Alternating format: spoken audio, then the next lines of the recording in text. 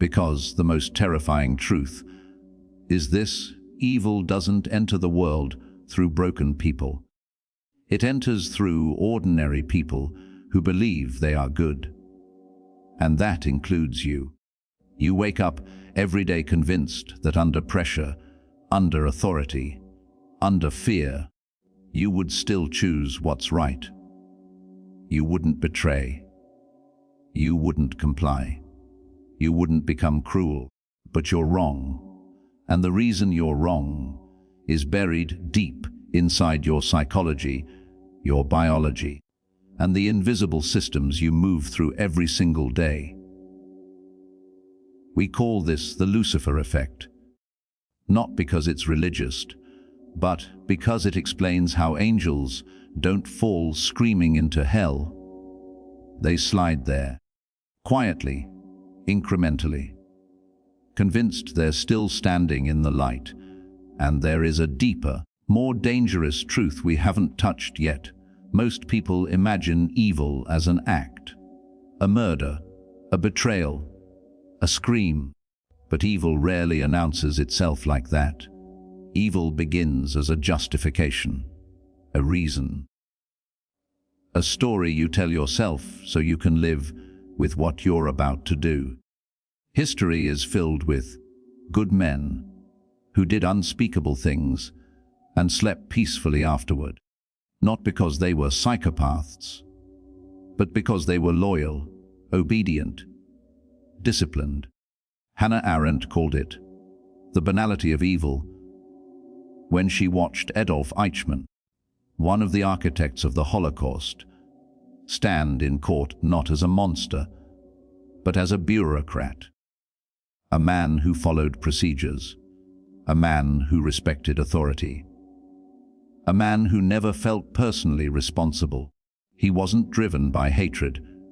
He was driven by order, and that should terrify you. Because order feels moral. Structure feels safe. Authority feels reassuring, especially when the world feels chaotic. But Machiavelli warned centuries ago that people obey power long after it stops serving justice, not because they are evil, but because obedience feels easier than thinking. You don't wake up one day and decide to become cruel. You wake up and decide to fit in. You decide not to speak up. You decide it's not your place. You decide someone else will handle it. And every small decision dulls your conscience, just enough that the next one feels easier. But there is a deeper, more dangerous truth we haven't touched yet. Philip Zimbardo proved this in one of the most disturbing experiments ever conducted, the Stanford Prison Experiment. Healthy, normal, educated young men were randomly assigned to be guards or prisoners. Within days, the guards became sadistic, not because they were bad people, but because the role gave them permission. Uniforms erased identity, rules replaced empathy, power rewired morality, and the prisoners, they became submissive, broken, afraid. No one forced the guards to be cruel. They discovered cruelty inside themselves once the environment allowed it. Zimbardo didn't discover that people are evil. He discovered that situations are stronger than character. You like to believe you're different, stronger, more ethical, but the human mind doesn't work that way. Under authority, your brain literally shuts down parts responsible for moral reasoning. Neuroscience confirms this. When someone in power gives an order, responsibility migrates away from the self. I was just following instructions. I didn't make the rules. The mind is relieved, guilt dissolves, and suddenly, evil feels clean. But there is a deeper, more dangerous truth we haven't touched yet. Evil accelerates when identity replaces morality. The moment you stop asking, "Is this right?" and start asking, "Is this us?" you're already lost. Tribes don't require you to be good. They require you to be loyal. History's greatest atrocities didn't begin with violence. They began with labels: use, them, civilized, dangerous, chosen, inferior. Once someone is reduced to a category, empathy becomes optional, and cruelty becomes efficient. Stoic philosophers warned that when you see people as tools instead of humans, you lose yourself before you harm them. Marcus Aurelius wrote that every injustice damages the soul of the one committing it first. But modern systems don't care about your soul. They care about outcomes, metrics, targets, results. So morality becomes inconvenient, and when morality becomes inconvenient, it becomes negotiable. But there is a deeper, more dangerous truth we haven't touched yet. Most people don't turn evil for pleasure. They turn evil to avoid pain. Fear is the most powerful moral eraser in existence. Fear of losing your job, fear of being excluded, fear of being punished, fear of standing alone. When fear enters, ethics exits quietly. This is why authoritarian systems don't rely on brutality alone. They rely on uncertainty, ambiguity, silence. If you don't know where the line is, you stop asking questions. If punishment is unpredictable, obedience becomes automatic. Over time, you internalize the rules. You police yourself. You stop noticing what you're doing. Nietzsche warned that when people suppress their conscience long enough, they stop hearing it altogether. At that point, cruelty no longer feels wrong. It feels necessary. But there is a deeper, more dangerous truth we haven't touched yet. The most dangerous people in history weren't sadists. They were idealists. People who believed the end justified the means.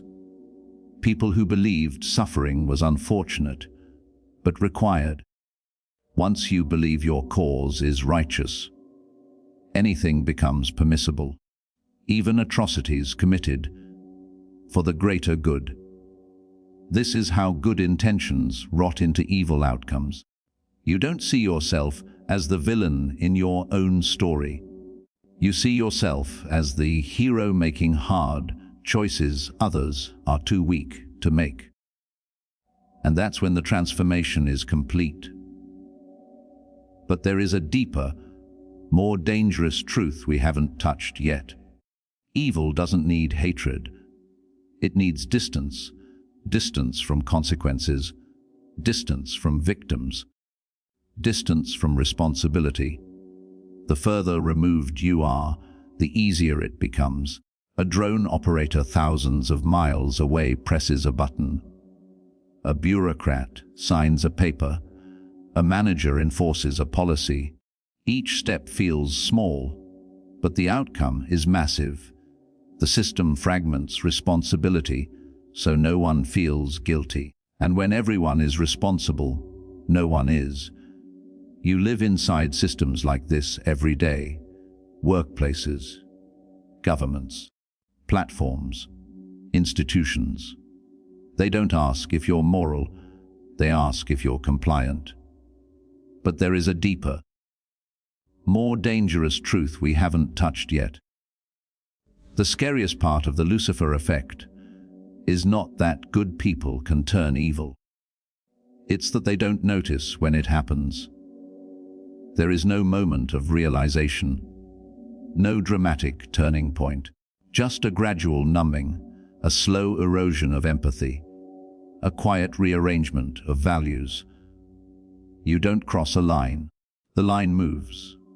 And one day, you look back and can't recognize who you've become. But by then, it feels too late to stop. So how do you resist this? Not with slogans, not with optimism, not by believing you're special. You resist by staying uncomfortable, by questioning authority, even when it's inconvenient, by refusing to outsource your conscience, by remembering that obedience is not virtue. You resist by paying attention to small compromises, because that's where corruption begins. And by understanding this one brutal truth, the capacity for evil is not a flaw in humanity. It is a feature of it. The moment you accept that, you become dangerous in the right way. Because awareness is the only antidote. And that brings us back to where we started. You believe evil is something other people do. It speaks in calm voices and reasonable tones. It doesn't scream, it explains. And the mind loves explanations. The human brain is not designed to seek truth. It's designed to reduce psychological pain. So, when your actions conflict with your values, the brain doesn't stop the action, it edits the values. This is called moral disengagement, and it is one of the most efficient psychological weapons ever discovered. You tell yourself it's temporary, that it's complicated, that you didn't have a choice. Each explanation becomes a brick, and slowly you build a prison where cruelty feels logical. But there is a deeper, more dangerous truth we haven't touched yet. Evil spreads faster when it feels invisible. The most effective systems don't force you to do harm. They design environments where harm feels like a byproduct. Think about it. How many people cause suffering without ever seeing a victim? How many decisions are made in rooms far away from consequences? Distance anesthetizes empathy. When suffering becomes abstract, conscience weakens. Numbers replace faces. Statistics replace stories. And once that happens, morality becomes theoretical. This is why modern evil rarely looks dramatic. It looks administrative. Forms, algorithms, procedures, no blood on the hands, no screams in the ears. Just efficiency. But there is a deeper, more dangerous truth we haven't touched yet. Power doesn't just corrupt behavior, it reshapes perception. When you hold power over others, your brain literally changes how it processes their humanity. Studies show increased power reduces activity in regions associated with empathy. Not because power makes you cruel, but because it makes you less aware. You stop seeing individuals. You see roles, functions, obstacles. And the moment someone becomes an obstacle, harming them feels justified. This is why tyrants don't wake up thinking, "I will be evil today." They wake up thinking, "This must be done." And necessity is the most seductive excuse of all. But there is a deeper, more dangerous truth we haven't touched yet. Evil doesn't require conviction. It requires momentum. Once a system starts moving in a certain direction, stopping it feels harder than continuing, even when you know it's wrong. This is escalation of commitment. The more you invest in a decision, the harder it becomes to admit it was a mistake. So you double down, you justify more, you harden. At some point, reversing course would shatter your identity. So you don't. You keep going. This is how ordinary people become defenders of the indefensible. Not because they're blind, but because seeing clearly would destroy them. But there is a deeper, more dangerous truth we haven't touched yet. Silence is not neutral. Silence is participation. Every time injustice goes unchallenged, it is reinforced. Every time cruelty is ignored, it is normalized. Evil doesn't need everyone to agree. It only needs most people to stay quiet, and silence spreads faster than resistance because it feels safer. It protects your comfort, your status, your routine, but safety has a price. And that price is always paid by someone else until it isn't. But there is a deeper, more dangerous truth we haven't touched yet. The line between victim and perpetrator is thinner than you think. History loves clean categories, heroes and villains, oppressors and oppressed.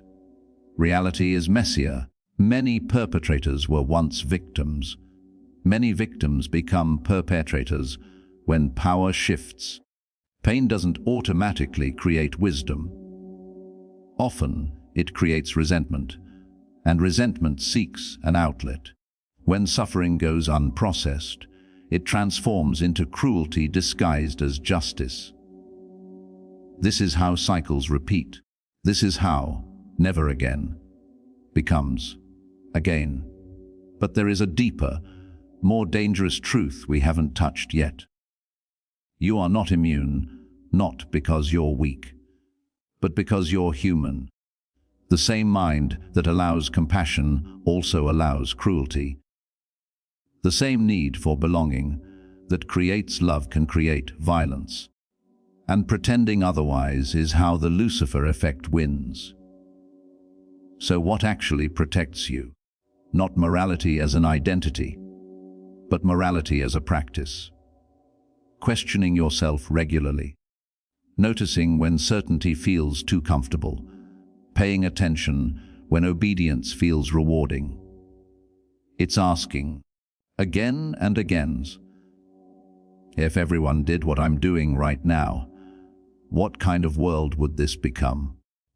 Because evil thrives when people stop asking that question. And this brings us to the final truth, the one that decides everything. Evil doesn't begin with hatred. It begins with the belief that you are incapable of it. The moment you think, I would never, you stop watching yourself, and that's when the slide begins. You believe evil is something other people do.